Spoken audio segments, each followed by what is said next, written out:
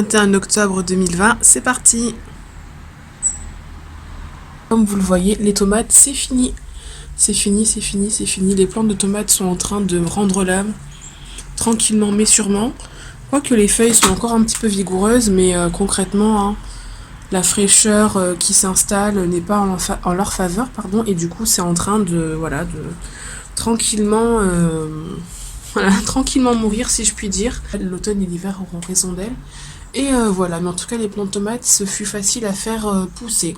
Alors, les avocatiers, ils vivent leurs derniers instants à l'extérieur, mais je vais les rentrer incessamment, tout simplement pour pas qu'il n'ait trop froid, parce que les températures rafraîchissent. Alors, quelque chose que je ne vous avais pas montré précédemment, donc en septembre, mais que je vous montre du coup en octobre, avec presque un mois de retard, c'est la récolte des pommes de terre. Donc il faut savoir que j'avais aménagé du coup un pot vert rempli de terre, et j'avais posé des pommes de terre en mettant les 3 pommes de terre bio qui avaient commencé à germer, et du coup ça produit du fruit. Alors, il n'y en a pas beaucoup, hein. Et elles sont assez petites, c'est la plus grosse, donc on est vraiment sur une pomme de terre taille grenaille. Les autres, elles sont minuscules, mais voilà, en tout cas, ça a fonctionné, j'ai compris le système et je suis hyper contente de voir que mes pommes de terre ont poussé. Alors, on voit rien depuis l'extérieur, mais ça pousse. Nous avons donc le basilic qui se porte toujours bien, donc c'est ce basilic pourpre qui va très bien. Il va falloir le bouturer incessamment, coup le sabot, tout simplement pour sauver l'espèce. Ensuite, à côté, nous avons les fraisiers, donc il produit 2-3 fraises. Il y en a une qui est sur le point de rougir, enfin, qui est déjà en train de rougir. Voici. Mais bon, c'est pas la panacée. Donc on aura plus de feuilles que de fleurs et que de fraises. Donc voici les autres plants de fraisiers qui sont là. Le figuier qui se porte toujours bien, hein. Ma foi, il est là, pour l'instant il n'a pas froid, il est en train de bien se lignifier, donc ça devient vraiment du bois, et ça fait vraiment plaisir à voir. Et juste à côté, on a la petite pépinière, entre guillemets, comme je l'appelle, qui est en pleine construction, c'est-à-dire qu'il y a plein de semis, des glands de chêne, des marrons, qu'est-ce que je vois encore d'autre, pépins de pommes, de poires, abricots, pêches, prunes, etc. Olives noires, donc il y a plein de choses. Je vous renvoie à la vidéo précédente que j'ai faite sur ce que je fais en automne. Et puis là, nous avons les coquelicots qui sont en train d'éclore. Donc voilà, la pépinière vraiment d'automne-hiver avec des germes qui vont sortir pour le printemps prochain normalement, si tout se passe bien.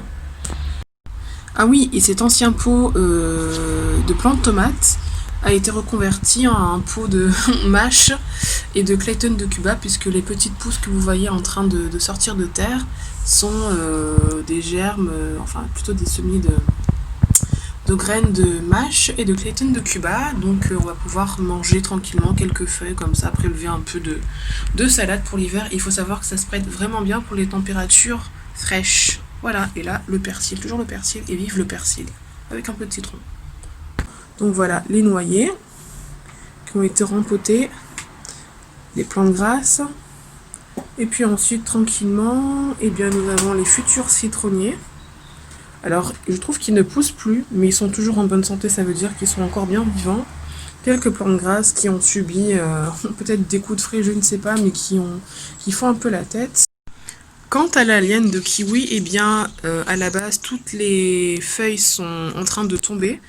Elles prennent cet aspect-là, c'est-à-dire qu'elles se flétrissent et ça remonte. Donc je me demande s'il va pas falloir la marcoter, la bouturer pour sauver l'espèce, parce qu'elle partait plutôt bien. Peut-être que c'est le froid, je ne sais pas, ça a commencé depuis quelques semaines, donc quand les températures ont commencé à rafraîchir. Ici, le bouturage des plantes grasses, qui se porte plutôt bien pour l'instant.